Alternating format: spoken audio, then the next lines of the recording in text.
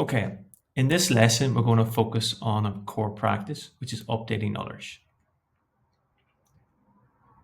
Just a reminder on the practice is key to aiding good communication and coordination, which is a key aspect of the incident manager role. Again, a recap on the theory. This is around setting common ground, which is getting everyone engaged in the incident response so they're clear on their current knowledge, beliefs, and assumptions. And that's to aid their interdependent actions. Okay, and we'll see that through the example today. So the key practice I'm going to focus on is updating others, right? This is whereby we're updating others about changes that occur outside the view or when they're otherwise engaged. Okay, so this is a key aspect really to making people involved in the incident make interdependent actions based on a key piece of information that they may not necessarily have known. Okay, so this is best demonstrated through an example.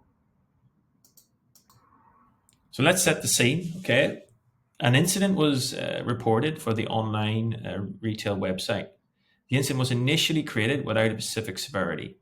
After a set of probing questions from the incident manager, based on information provided by the customer service team, it's now clear the impact incident is less than 5% of the user base and specifically related to the Japan region. So knowledge we know so far is that it's less than 5% user base and is specifically for Japan office. Therefore, if it's less than 5%, we would grade that as a SEV2 going by the company's SLA and severity protocol. What beliefs and assumptions I have is that by informing the investigation teams on the severity and the area of impact, Japan, this will aid the investigation approach. So the incident manager sets out and informs SEV2 website issues for the Japan region only, sends a key message out to both the business comms channel, so sort of updating the non-technical folks involved in the incident and executives, and the incident comms channel, which is the engineers and the networks engineers and the technical troubleshooters involved in resolving the incident. Okay. So what I'm going to do is demonstrate the mental models that happen when the individuals receive this piece of information.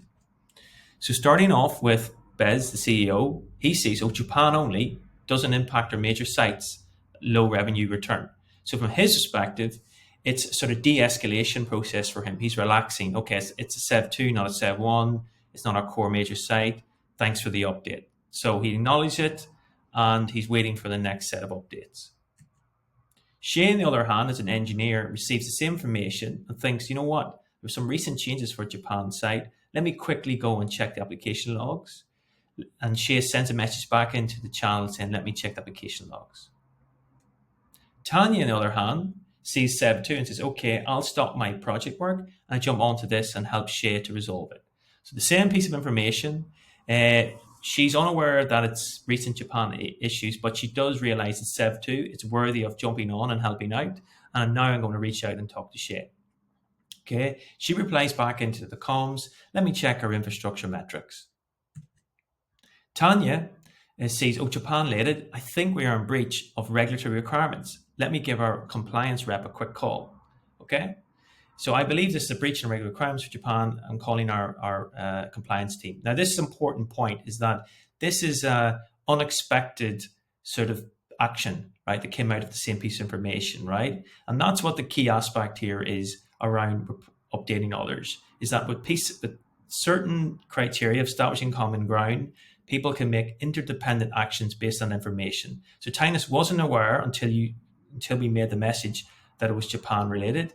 And then they were able, with their institutional knowledge, understand, Japan, we necessarily might have a regulatory risk, and they'll flag it up.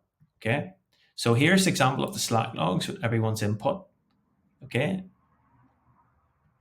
And you can see here, this is now the common ground where we have knowledge, okay, the same facts, but now the beliefs and assumptions are Japan is a regulated region. We need to reach out and inform them. Tanya and Shay are checking their respective areas.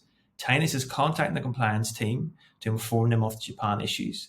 And the compliance team is available to help and guide us to the next steps. Okay. So by reporting others, it helps improve communication and coordination.